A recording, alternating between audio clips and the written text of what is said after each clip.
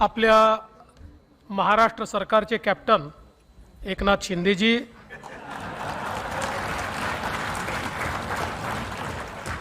सभागृहातले आपले अंपायर राहुल नार्वेकरजी,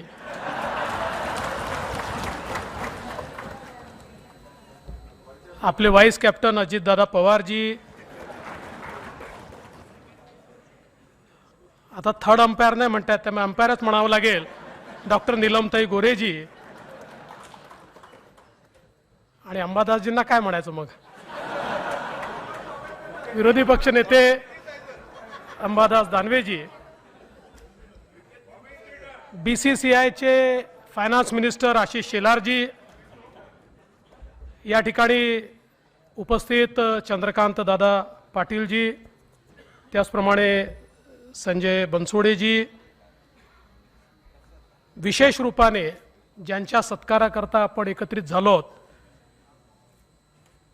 आपल्या भारतीय चमूचे कर्णधार आणि खऱ्या अर्थानं ज्यांनी कॅप्टन म्हणून एक आपली अतिशय आगळीवेगळी प्रतिमा उभी केली ते श्री रोहित शर्माजी,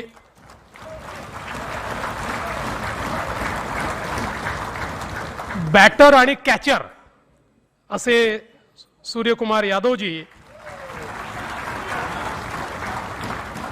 यशस्वी जयस्वालजी, शिवम दुबेजी, आता यांच्यापैकी कोणी जास्त छक्के मारले मला माहिती नाही, नाही रोहित तर आहेच, मी यशस्वी आणि शिवमच्या बद्दल बोलतोय,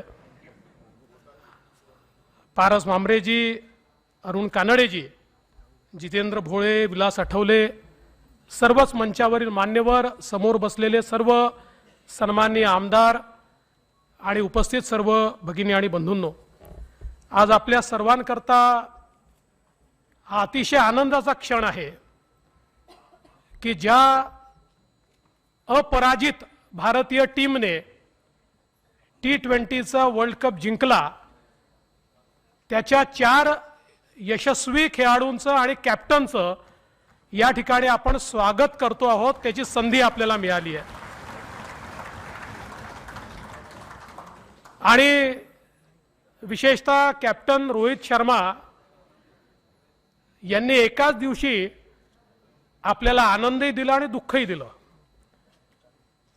आपल्याला कप जिंकून, वर्ल्ड कप जिंकून, विश्वविजेता होऊन आपल्याला प्रचंड मोठा आनंद त्यांनी दिला आणि त्याच दिवशी T20 मधनं रिटायरमेंट घोषित करून आपल्याला दुःख देखील दिलं।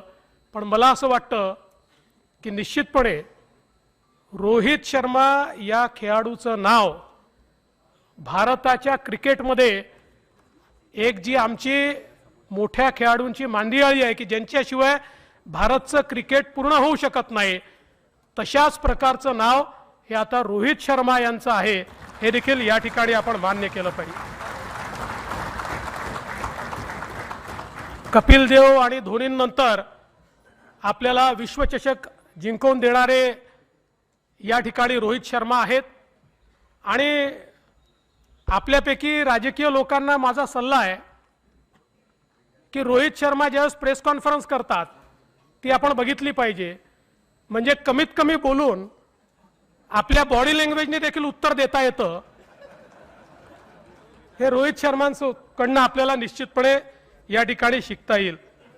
आणि किती विक्रम त्यांच्या नावाने आहेत हे देखील आपल्याला माहिती आहे। T20चे जगातले सर्वात यशस्वी कर्णधार हे रोहित शर्मा आहेत। 50 सामने जिंकून T20 मध्ये सर्वाधिक विजय मिळवणारे हे देखील रोहित शर्मा आहेत। त्यासोबत सर्वाधिक रन, सर्वाधिक शतक, 50 धावांसाठी सर्वाधिक पार्टनरशिप, असे इतके मोठ्या प्रमाणात त्यांच्या करिअरमध्ये त्यांनी विक्रम केलेले आहेत। पण सगळ्यात महत्त्वाचं काय आहे तर एक कॅप्टन म्हणून त्यांनी त्यांच्या टीमचा मिळवलेला विश्वास, त्यांच्या कुठल्याही टीम मेंबरला जर विचारलं, आपल्यापैकी अनेक लोक टीम मेंबरचे इंटरव्ह्यू आपण बघत असतो, त्यावेळेस ते ज्या आदराने आणि प्रेमाने रोहित शर्मा यांचं नाव घेतात, मला असं वाटतं की कोणालाही जर लीड करायचं असेल तर त्यांनी हे शिकलं पाहिजे की कधी कठोर वागून देखील पण आपल्या टीम मेंबरच्या मनात हा विश्वास की आमचा कॅप्टन हाच आम्हाला विजयापर्यंत नेऊ शकतो, हा आमचा कॅप्टन आहे, हा आमचा कर्णधार आहे, हे जे काही आपल्याला त्यांच्या एकूण सगळ्या व्यवहारात पाहायला मिळतं.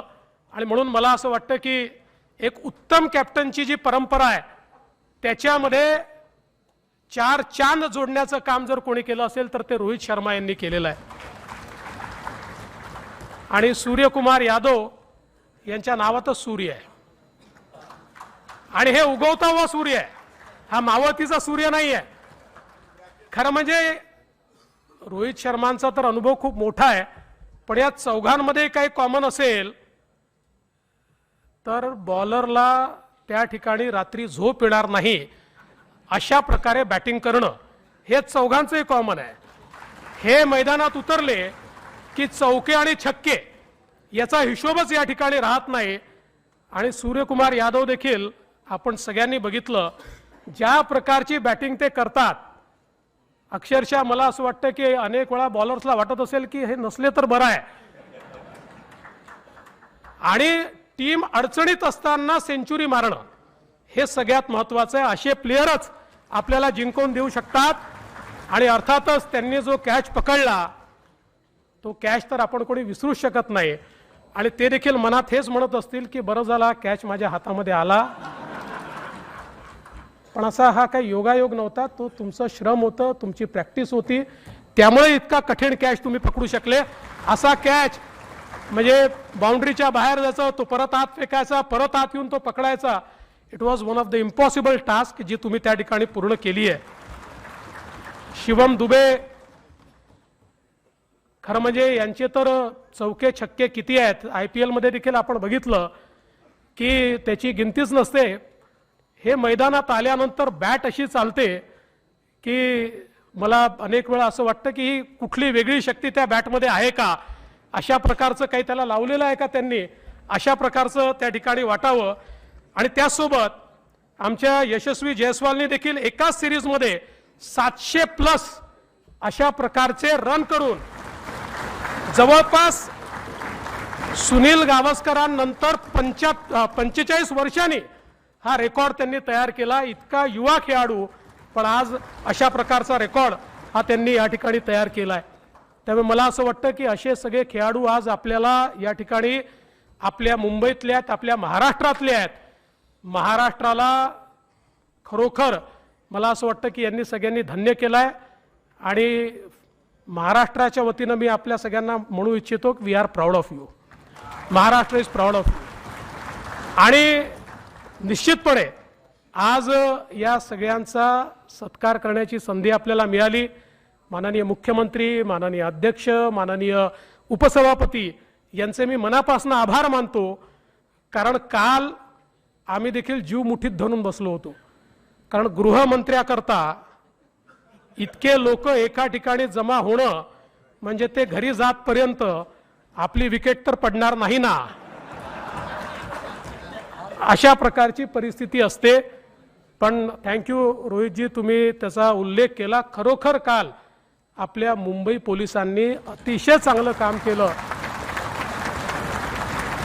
खूप मोठ्या प्रमाणात लोक येतील हे अपेक्षित केलंच होतं, पण अपेक्षेच्या दुप्पट लोक आले. मुंबईकरांचं जे प्रेम आहे ते इतकं ओसांडून काल वाहत होतं, पण मुंबईकरांनी शिस्त मोडली नाही. म्हणून मुंबईकरांचेही मी मनापासून अभिनंदन करतो. आणि माननीय मुख्यमंत्री महोदयांना एक या निमित्ताने विनंती करतो की आपलं ऐतिहासिक वानखेडे स्टेडियम आहेच, अतिशय सुंदर स्टेडियम आहे, पण आशिषजी या ठिकाणी आहेत. आशिषजी, आता मुंबईला वानखेडेपेक्षा मोठ्या स्टेडियमची देखील आवश्यकता आहे.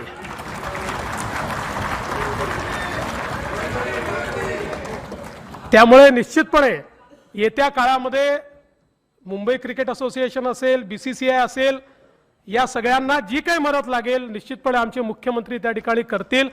एक वानखेडेची सर कुठल्या स्टेडियमला येऊ शकत नाही कारण ते ऐतिहासिक आहे, पण तरी देखील एक मुंबईला आधुनिक 1 लाख लोक मावतील अशा प्रकारचं स्टेडियम हे मुंबईमध्ये येत्या काळात आपण सर्वांनी मिळून करावं, एवढीच आपल्या सगळ्यांना विनंती करतो आणि जाता जाता एवढंच सांगतो की रोहितजी, आमच्याकडे डकवर्थ लुईसचा नियम आहे. कोण निवडून येईल आणि कोण सरकार स्थापन करेल आणि कुठे ॲव्हरेजवर कोणाचा विजय होईल हे सांगता येत नाही. पण हे जरी असलं तरी देखील आज आम्ही सगळे एकत्रित आहोत. तुम्ही बघा, सगळ्यांच्या चेहऱ्यावर एकच भाव आहे आणि तो भाव आपला भारत जिंकलाय आणि तुम्ही तो जिंकवलाय, हा भाव सगळ्यांच्या चेहऱ्यावर आहे. म्हणून तुमचे आमच्या सर्वांच्या वतीनं मनापासून आभार मानतो आणि माननीय मुख्यमंत्र्यांची परवानगी घेऊन आपल्या सगळ्यांना विनंती करतो की या टीम इंडिया करता एकदा स्टँडिंग ओवेशन सगळ्यांनी द्यावं. भारत माता की, भारत माता की, भारत माता की, छत्रपती शिवाजी महाराज की. भारतीय संघाचा रोहित शर्माचा धन्यवाद. जय हिंद, जय महाराष्ट्र.